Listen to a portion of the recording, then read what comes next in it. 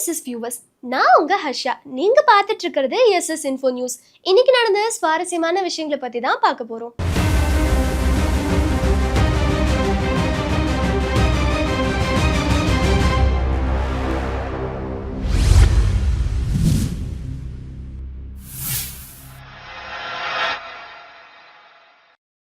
எல்னினோவால உலக நாடுகள்லாம் பாதிக்கப்பட்டிருக்கு. இப்போ அந்த வரிசையில பெருவும் ஆட் ஆகிருச்சு. அப்படி என்ன நடந்துச்சுன்னு பாத்தீங்கன்னா, தென் அமெரிக்க நாடான பெருல இப்போ கனமழை பெய்யும் அபாயம் இருக்கு அப்படின்னு சொல்லி அந்நாட்டு அரசு வந்துட்டு அறிவிச்சிருக்காங்க. மேலும் 22 பகுதிகள் 796 மாவட்டங்கள்ல அவசர நிலையை அறிவிச்சிருக்காங்க. நாட்டு மக்களை பாதுகாப்பாக இருக்க சொல்லி எச்சரிச்சிருக்காங்க.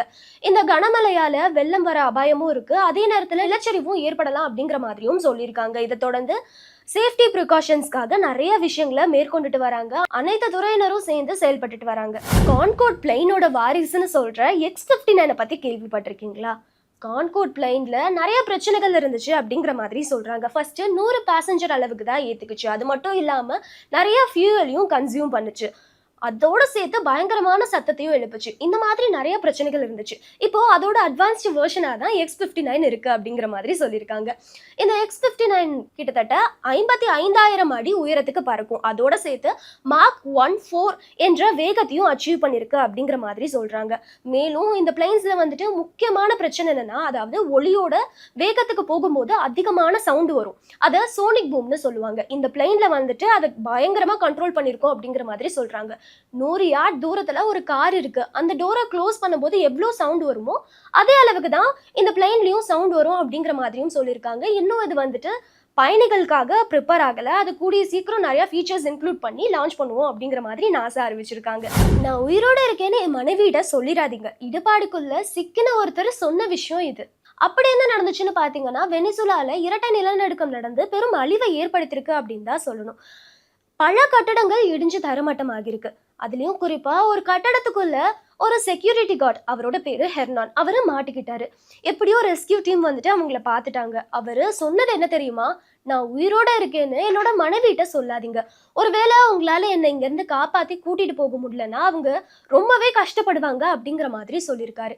இதை கேட்டு அந்த மீட்பு குழுவினரும் கண்டிப்பா நாங்க உங்களை காப்பாத்திருவோம் அப்படிங்கிற மாதிரி நம்பிக்கை கொடுத்திருக்காங்க. மேலும் அவர் சாப்பிட்றதுக்காக தண்ணியும் திரவமான உணவுகளையும் கொடுத்திருக்காங்க சிறிய ஓட்டை மூலியமா. கிட்டத்தட்ட 8 நாட்கள் அவர் அங்க மாட்டிருக்காரு. மீட்பு குழுவினர் 100 மணி நேரத்துக்கும் அதிகமா போராடி இடைவிடாமல் எப்படியோ அவரை மீட்டு இப்போ ஹாஸ்பிட்டல்லையும் அட்மிட் பண்ணிருக்காங்க. இந்த விஷயமானது ஒரு நம்பிக்கை கொடுக்குற விஷயமா இருக்கு அப்படின்னு சொல்லி நெட்டிசன்கள் சொல்லிட்டு வராங்க. என்னோட அம்மா தான் உண்மையான ஓஜி ஆல்ஃபான்னு ஆலியா பட்டோட அம்மா சொன்னது பெரும் பேசும் பொருளாக இருக்கு.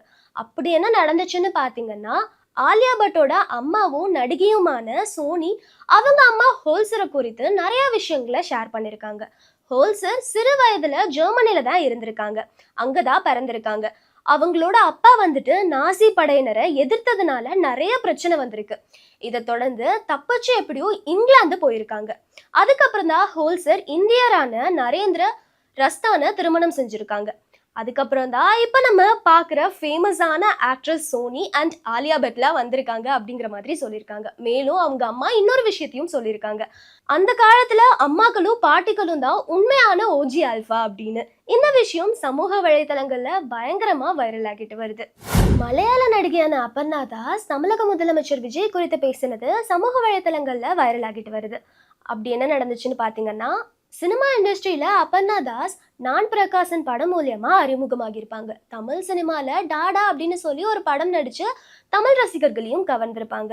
இப்போ அவங்க சமீபமா தமிழக முதலமைச்சர் விஜய் குறித்து பேசினது சமூக ஊடகங்கள்ல வைரல் ஆகிட்டு வருது. அதுல அவங்க என்ன சொல்லியிருந்தாங்கன்னு பாத்தீங்கன்னா, அவரோட சேர்ந்து நான் பீஸ்ட் மூவில நடிச்சிருந்தேன். இப்போ அவரு தமிழக முதலமைச்சர் ஆகியிருக்கிறது எனக்கு ரொம்பவே சந்தோஷத்தை கொடுக்குது அப்படிங்கிற மாதிரி சொல்லியிருந்தாங்க. மேலும் டாடா போன்ற நல்ல கதைகள்லாம் வந்துச்சுன்னா நான் பண்றதுக்கு ரெடியா இருக்கேன் அப்படிங்கிற மாதிரியும் சொல்லியிருக்காங்க.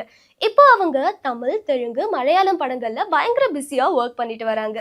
அருண் விஜய் அவர்களோட அடுத்த படத்துல யார் நடிக்க போறாங்க தெரியுமா? அருண் விஜய் அவர்கள் இப்போ முத்தையா இயக்கத்துல பயங்கர பிஸியா ஒரு படத்துல நடிச்சிட்டு இருக்காரு. முதற்கட்ட படப்பிடிப்பும் பயங்கர விறுவிறுப்பா போயிட்டு இருக்கு. இந்த படத்துல ஹீரோயினா யார் நடிக்க போறாங்க அப்படின்னு சொல்லி பலரும் ஆர்வமா எதிர்பார்த்துட்டு இருந்த நிலையில இப்ப அதுக்கான அப்டேட் வந்திருக்கு. ஜெயிலர் படத்துல மருமகளா ஒரு கேரக்டர் பண்ணிருப்பாங்க மிர்னா மேனன். அவங்கள பத்தி பயங்கரமான கியூரியஸும் அதே நேரத்துல ரசிகர்களும் ஃபார்ம் ஆயிட்டாங்க. அவங்க தான் இந்த படத்துலயும் நடிக்க போறாங்க அப்படிங்கிற மாதிரி தகவல் வெளியாகி இருக்கு. ஆனா இன்னும் படக்குழுவு கிட்ட இருந்து அதிகாரப்பூர்வமா வெளியாகல. சோ கூடிய சீக்கிரம் அஃபீஷியலா அனௌன்ஸ் பண்ணிடுவாங்கன்னு ரசிகர்கள் ரொம்ப ஆர்வமா எதிர்பார்த்துட்டு இருக்காங்க. ப்ரொபோஸ் பண்ணலாம், அதுக்குன்னு 1454 அடி உயரத்திலேயே ப்ரொபோஸ் பண்றது அப்படி என்ன நடந்துச்சுன்னு பார்த்தீங்கன்னா, ரஷ்யாவை சேர்ந்த ஏஞ்சலா மற்றும் வானியா பயங்கர பாப்புலரான ஒரு கேரக்டர்ஸாக இருந்திருக்காங்க. ஏன்னா அவங்க சேஃப்டி மெஷர்ஸ் இல்லாமல் பில்டிங் ஏறுறது இந்த மாதிரியான விஷயங்கள்லாம் நிறையா செஞ்சுருக்காங்க. இதை தொடர்ந்து ரொம்பவே பாப்புலரான பில்டிங்கான எம்பயர் ஸ்டேட் பில்டிங் மேலே ஏறி இருக்காங்க. அதோட ஆண்டனாக்கு போயிட்டு பான்யா வந்துட்டு ஏஞ்சலாக்கு ப்ரொப்போஸும் பண்ணியிருக்காரு. இதை ஹெலிகாப்டர் மூலியமா பதிவு செஞ்சுருக்காங்க. அந்த வீடியோவானது சமூக வலைத்தளங்கள்ல பயங்கர வைரலாக போயிட்டு இருக்கு. இதை தொடர்ந்து நியூயார்க் போலீஸாரும் அங்கே விரைவாக போய் அவங்க 2 பேரையும் கைது செஞ்சுருக்காங்க. ஏன்னா அனுமதியின்றி இவ்வளோ பெரிய உயரம் வந்துட்டு ஏறுவது தவறு அப்படிங்கிறதுனால இப்போ அவங்க மேலே கேஸ் போட்டிருக்காங்க அப்படிங்கிற மாதிரியும் சொல்லியிருக்காங்க. இந்த பதிவு உங்களுக்கு பிடிச்சிருந்ததுன்னா சப்ஸ்கிரைப் பண்ணுங்க, சப்போர்ட் பண்ணுங்க, ஃபாலோ பண்ணிக்கோங்க.